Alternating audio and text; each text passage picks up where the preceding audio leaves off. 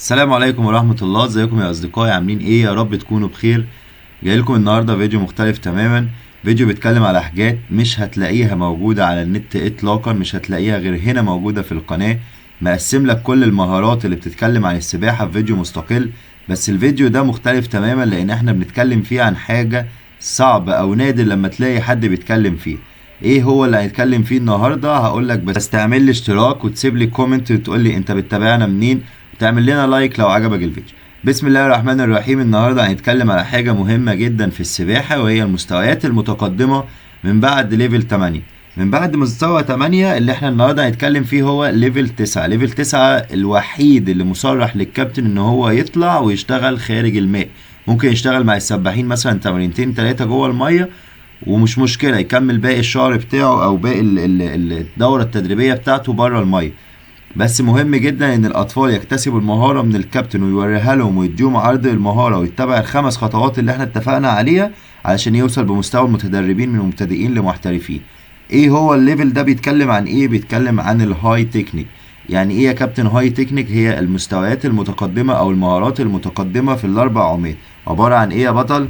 عبارة عن كل مهارة لازم تكون فاهمها ودارسها وعارفها وحافظها وبتعرف تأديها بشكل كويس علشان توري الطفل وتقدر تخليه يكتسب المهارة دي عن طريقك. كل عومة وليها حاجة اسمها ستريم لاين، كل عومة وليها حاجة اسمها بريك اوت، كل عومة وليها تيرن. وفي المتنوع، الترنات بتاعت المتنوع او استريمات المتنوع او ترنات المتنوع، والحاجات دي كلها هنشرحها النهاردة باستفاضة، هنتكلم فيها كتير جدا علشان تطلع من الفيديو ده وانت معاك حصيلة معلومات انا متأكد ان شاء الله ان هي هتفيدك يا كابتن على المدى الطويل. طيب اول حاجة هنتكلم فيها النهاردة وهي مهمة جدا، ان ضروري عشان تتفرج على الفيديو ده تكون انت تابعت سلسلة الحلقات اللي اتكلمنا فيها عن المنهج التعليمي المحترف اللي بيبدأ من اول ليفل 1 لغاية ليفل 10. من اول ليفل 1 لغاية ليفل 8 احنا دلوقتي في مراحل تعليمية. ليفل 9 اللي احنا بنتكلم عنه النهارده هو بداية الاحتراف، بداية في اكاديميات او نوادي بيسموه تجهيزي، بس احنا بنتكلم وبنقول النهارده ان ده الهاي تكنيك قبل الانضمام الى الفريق، قبل الانضمام الى فريق التجهيزي. احنا النهارده بنتكلم عن ليفل 9 وبنتكلم عن الهاي تكنيك. يبقى لازم تركز يا بطل، لازم تعرف ان ليفل 1 بيتكلم عن البابلز، ليفل 2 بيتكلم عن الجلايد، ليفل 3 بيتكلم عن ضربات الرجلين الفرونت والباك، ليفل 4 بيتكلم عن الفور كاتش، ليفل 5 بيتكلم عن البريسنج او الكرول ستروك، ليفل 6 بيتكلم عن الباك ستروك، ليفل 7 بيتكلم عن البريست ستروك، ليفل 8 بيتكلم عن الباتر فلاي، ليفل 9 اللي احنا فيه النهارده ان شاء الله بنتكلم عن الهاي تكنيك. الهاي تكنيك بكل بساطة وبكل سهولة هو الترنات، هي الستريمات. يعني ايه ستريم لاين؟ مهارة الستريم لاين. يعني ايه مهارة الكيك دولفين؟ يعني ايه مهارة الكيك بريست؟ هنتكلم عن كل حاجة ونبدأ الشرح بسم الله.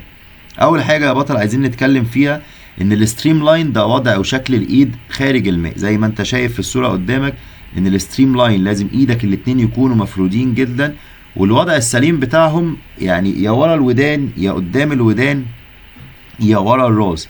لو انت فعلا مدرب سباحة شاطر قولي في الكومنتات انهي وضع افضل فيهم، دي نقطة مهمة جدا.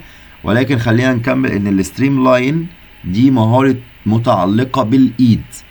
بيطلق كلمة ستريم لاين على مهارة الايد، لما الايد تكون مفرودة جدا معمول لها ستريتش بشكل جامد على قد ما تقدر. ولكن احنا ممكن الستريم لاين ده يكون مكون من ايدين ورجلين. ستريم لاين دراعات، كيك دولفين اللي هي رجلين الدولفينية، كيك بريست اللي هي رجلين الصدر او رجلين البريست، كيك حرة او باك اللي هي رجلين اللي هي التبادلية. ولكن افضل حاجة احنا بنستخدمها جوه المية هي الكيك دولفين. فعلشان كده بيكون الشائع هو ستريم لاين كيك دولفين، قافل على راسي كويس جدا او عامل ستريتش قوي لدراعاتي وبعمل معاها الكيك دولفين. دي اكتر حاجة بتخلي السباح من بعد القفزة، بتخلي السباح يستمر في المية او يبدأ ان هو يتحرك في المية بشكل قوي. اشهر واحد على مستوى العالم بيعمل الكيك دولفين ستريم لاين هو مايكل فيليبس، قوية جدا وسريعة جدا وبتديله فعلا قوة دفع رهيب. طيب خلينا نرجع ونقول تاني، ليه ما بنعملش ستريم لاين كيك بريست؟ علشان ما بتديش نفس قوة الدفع بتاعة الكيك دولفين. ليه ما بنعملش ستريم لاين كيك حرة او باك؟ علشان اللي هي التبادلية، علشان الكيك دولفين بتكون اقوى واسرع منهم. علشان كده احنا فضلنا او ثبتنا خبراء ثبتوا مهارة الستريم لاين كيك دولفين. طيب الستريم لاين كيك دولفين يا بطل سؤال مهم جدا وفني جدا. هل الستريم لاين كيك دولفين في بداية أي عومة سواء فرونت أو باك بريست أو باتر فلاي بتطلعك لقدام ولا بتطلعك لفوق؟ سؤال في غاية الأهمية، وده الهاي تكنيك اللي احنا بنتكلم عنه. في مهارات انت بتعملها مجرد دخولك في المية، سواء انت واقف على الستارت واخدت نفس ونزلت جوه المية وبدأت تعمل بوش للحيطة زقيت، بتعملها بترفعك لفوق المية. وفي مهارات بتخليك محافظ على نفس المنسوب بتاعك ماشي بخط مستقيم لقدام. خلينا متفقين ان الستريم لاين كيك دولفين بيطلعك لقدام مش لفوق. اما بداية الطلوع بتاعك لفوق دي مهارات مختلفة عن الستريم لاين كيك دولفين، واحنا بنسميها البريك اوت، الخروج. بريك اوت الخروج عبارة عن مهارات انت بتأديها داخل الماء للخروج لسطح الماء لبداية العومة. فخلينا متفقين على كل مهارة اسمها ايه، وظيفتها ايه، والهدف منها ايه، ولازم تكون فاهم علشان تعرف تفهم الاولاد اللي معاك. طيب تعالى نتكلم دلوقتي عن اول مهارة، هي مهارة البريك اوت في عومة الكرول ستروك اللي هي عومة الحرة الاسم الشائع بتاعها. الستريم لاين كيك دولفين بيطلعك لقدام، بيكون المتوسط بتاعه من 3 كيك دولفين، اقصى حاجة بيكون 7 كيك دولفين. المسافة بتاعتهم لو عايم 50 متر ما ينفعش تعدي ال 15، لو عايم 25 متر فاقصى حاجة ليك بيكون 5 متر، وبتبدأ تعمل مهارة البريك اوت الخروج بتاعة العوم. مهارة البريك اوت الخروج بتكون عبارة عن، بالنسبة للحرة بتكون عبارة عن ضربات رجلين حرة داخل الماء مع شدة بدراع واحد. هو ده اللي بيطلعك فوق المية يا كابتن. ما ينفعش افضل اعمل ستريم لاين كيك دولفين لغاية لما اوصل فوق المية بعد كده ابدأ ادي مهارات العوم، كده غلط. الحاجات الفنية الصغيرة قوي دي بتفرق على المستوى المتقدم. لما توصل لبروفيشنال وعندك منافسات، التكات الصغيرة التكنيك او الهاي تكنيك ده هو اللي بيميز السباح القوي من السباح الضعيف. يعني ايه سباح فاهم بيعمل ايه، ويعني ايه سباح بيأدي مهاراته وخلاص. يبقى الستريم لاين كيك دولفين بيطلع لقدام، البريك اوت هو اللي بيطلع لفوق. بالنسبه للكرول ستروك ايه اللي بيطلعني لفوق يا بطل؟ هي الكيك دولفين، الكيك حره مع الشده القويه بتاعه الحره. اول ما بطلع فوق الميه يفضل ان انا اول كاتشين او اول 3 كاتشات من غير نفس. يبقى احنا اتفقنا دلوقتي على الستريم لاين قافل على راسي. الكيك دولفين هي رجلين الدولفين، هي داخل الميه، بتطلعني لقدام ولا بتطلعني لفوق يا بطل؟ لا بتطلعني لقدام يا كابتن. طيب ايه اللي بيطلعني لفوق؟ البريك اوت. اتكلمنا عن سباحة الحرة وقلنا ان اللي بيطلعني لفوق هو الكيك التبادلية مع الشدة القوية بتاعة الحرة، وببدأ اول ما بطلع بره المية ببدأ اشتغل على العومة اللي انا شغال عليها اللي هي مثلا سباحة الكرول. ببدأ اعمل كاتشين 3 من غير نفس وبكمل العومة بتاعتي. يبقى اول حاجة احنا اتكلمنا دلوقتي وخلصناها هي سباحة الكرول ستروك. خش على رقم 2 الباك ستروك. الباك ستروك هو نفس الكرول، ولكن بالنسبه للكرول فرونت، اما في الباك احنا بنبقى عايمين في الوضع المختلف. نفس الحركه برضو، لو عملت ستارت او انت جوه الميه فانت بتطلع كيك دولفين. الكيك دولفين يا بطل بيرجعك لورا، بيرجعك لورا مش بيطلعك لفوق. ايه اللي بيطلعك لفوق يا كابتن؟ هو حركات الرجلين التبادليه في الباك زائد الشده القويه والثبات. اول ما بطلع بره الميه ببدا اشتغل الروتيشن بتاع عومة الباك مع ضربات الرجلين، معايا روتيشن، معايا سايد كيك، معايا الكلام ده كله بيبقى بالنسبة للعومة. شرحنا العومة في ليفل 6 واتكلمنا عنها باستفاضة وقلنا ازاي توصل من مبتدئ لمحترف. الكلام ده هتلاقيه موجود في فيديو كامل بيشرح مهارة العوم. بالنسبة للباك ستروك هنعيد تاني، قافل على راسي ستريم لاين، بعمل كيك دولفين خلفي بيطلعني لورا، تمام. بعد كده اللي بيطلعني بره المايه البريك اوت هو الكيك باك مع الشده القويه بدراع واحد. اول ما بطلع ببدا اعمل كاتشات السريعه بتاعتي مع الروتيشن والسايد كيك. خلصنا كده الكرول، خلصنا كده الباك. بنتكلم عن عومه البريست. عومه البريست احنا بنتكلم في 3 حركات داخل الميه، فيهم حركتين ستريم لاين، فيهم حركه بريك اوت. حركتين ستريم لاين هما الكيك دولفين، واحده قافل على راسي، جسمي بيبقى عامل شبه الشارب بنسل او السهم، قافل على راسي بزق الحيطه او سواء بعمل ستارت بعمل واحده كيك دولفين بتطلعني لقدام، ببقى محافظ على منسوب جسمي ما بيطلعش لفوق، بيطلع لقدام. شده قويه لغايه لما ايديا تلمس المايو. الكلام ده هيبقى فاهمه السباحين كويس وفاهمه المدربين اللي بتمرن المستويات المتقدمه. شده قويه لغايه لما ايدي تلمس عند المايو، المهارتين دول يا كابتن هما الستريم لاين بيطلعوني لقدام.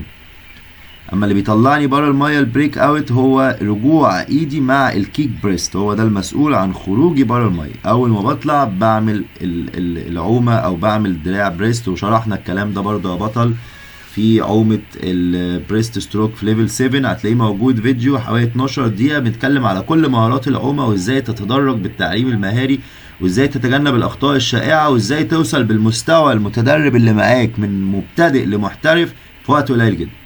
طيب دلوقتي الستريم لاين شرحنا الكرول، شرحنا الباك، شرحنا البريست ستروك.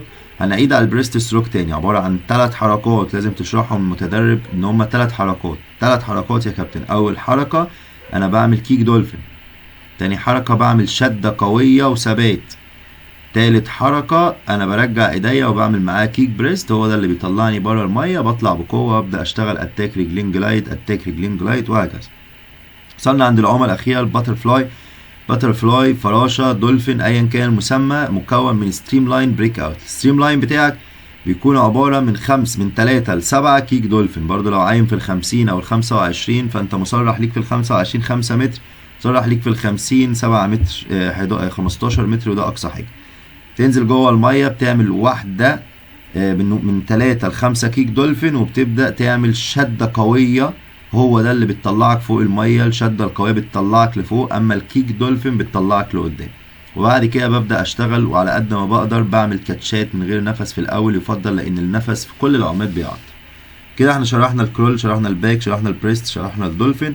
مهم جدا يا بطل ان انت تبقى فاهم يعني ايه ستريم لاين، فاهم يعني ايه بريك اوت، وتقدر تعلمه وتفهمه للسباح اللي معاك عشان توصل معاه للاحترافيه. في سباحين بيفرق معاهم قوي الثانيه في تحسين الارقام بتاعتهم او في المنافسات، لان انت المفروض دلوقتي ما دام وصلت معايا الليفل 9 معنى كده ان احنا خلاص بدانا نخش على التجهيزي، خلاص قربنا هنبدا نتكلم عن البرنامج التدريبي المحترف اللي توصل بيه بالسباحين بتوعك لافضل الدرجات. طيب مهم قوي برضه يا بطل ان انت تركز على الاخطاء الشائعه وتبدا تدي نماذج في الميه، وتكون حضرتك بتعرف تأدي المهاره دي وبتعرف تشرح، لان انت بتنزل مع الاطفال اول مره بتوريهم الحركه، بيكونوا هم اللي بره الميه وبيبصوا على الكابتن وانت بتعمل سلو موشن وبتوريهم ازاي انت بتعمل ستريم لاين ل4 متر. الهاي تكنيك تاني بقى ونكمل، يعني احنا ده شق من الهاي تكنيك اللي هي الستريم لاين. الهاي تكنيك بعد كده الستريم بعد الستريم لاين هي الترنيت.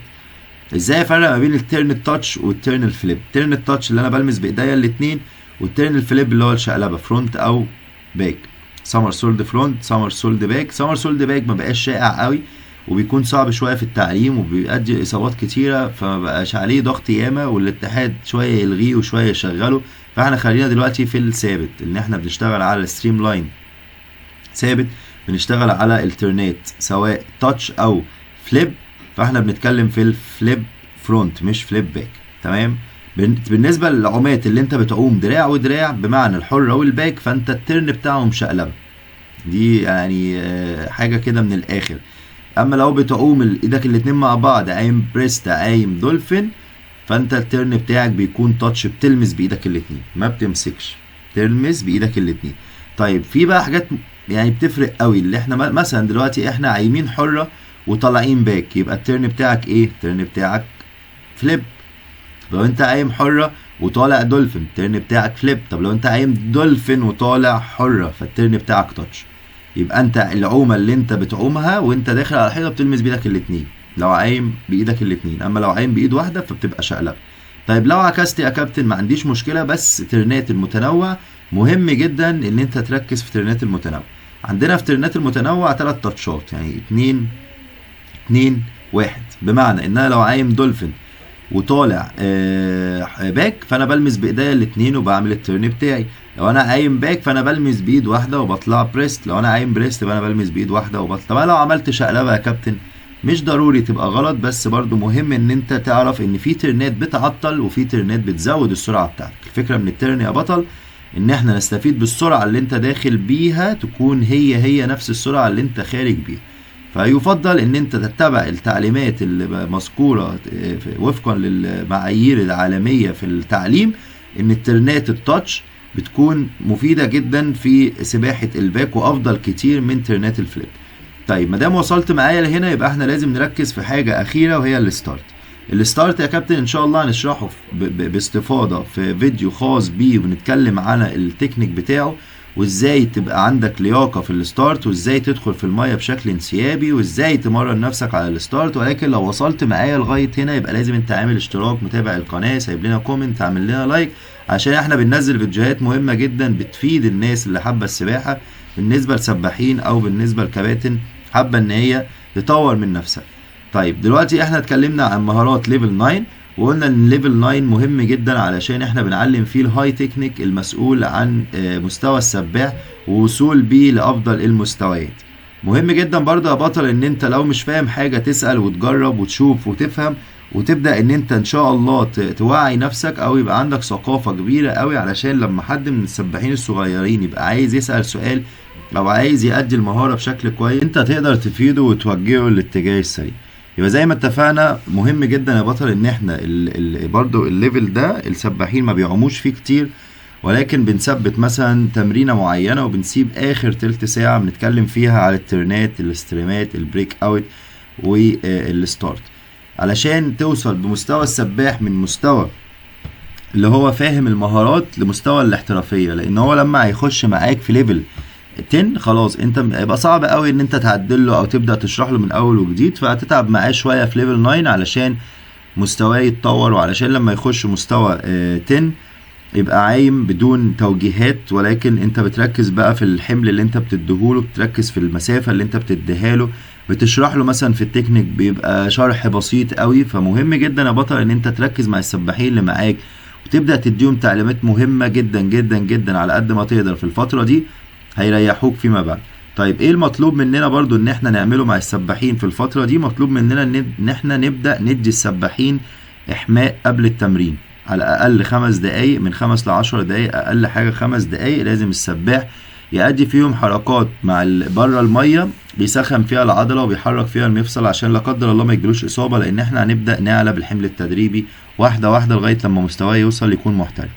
مهم جدا برضه يا بطل ان انت تبدأ تشرح وتعيد وتزيد، وكل سباح معاك شاطر تخليه يدي نموذج عملي للسباحين اللي معاه وزمايله يسقفوا له، وتبدأ ان انت تشرح لهم كتير قوي، علشان لازم تطلع الفريق كله بتاعك اللي معاك بيشتغل بنفس الوتيرة او بنفس الشكل وبنفس الاداء. ان ده برضه بيريحك في المستوى المتقدم فيما بعد، ان انت بتلاقي ان السباحين اللي معاك مريحينك، لان انت فعلا تعبت معاهم في التعليم وتعبت معاهم في الهاي تكنيك. لما يوصلوا معاك للتدريب ده هيكون مريح جدا ليك. لو وصلت معايا لنهاية الفيديو، عايز اقول لك يا بطل على معلومة مهمة جدا، ان انت فعلا مدرب محترف، وان شاء الله هيكون معاك سباحين محترفين، وده هيساعدك بشكل كبير في ان انت تنمي اكاديميتك او تنمي نفسك او الفريق اللي انت شغال عليه. تابعني الفترة اللي جاية عشان هننزل تمرينات وهنشرح دريلات كتيرة قوي بنتكلم فيها عن ازاي تشتغل على الفريق المتقدم، وازاي ان شاء الله يكون عندك حصيلة معلومات كافية عن التدريب والحمل التدريبي، وازاي تقدر تحسب التمرينات بتاعتك وتوصل بمستوى السباحين اللي معاك لافضل النتائج. حاول تتابعني الفترة اللي جاية، وسيب لنا لايك وسيب لنا كومنت وقول لنا بتمرن فين وبتتابعنا منين. وشكرا ليكم لو وصلت معايا لنهاية الفيديو. اشوفكم في فيديو تاني ان شاء الله على خير. شكرا جدا للمتابعة، متشكرين يا شباب، السلام عليكم.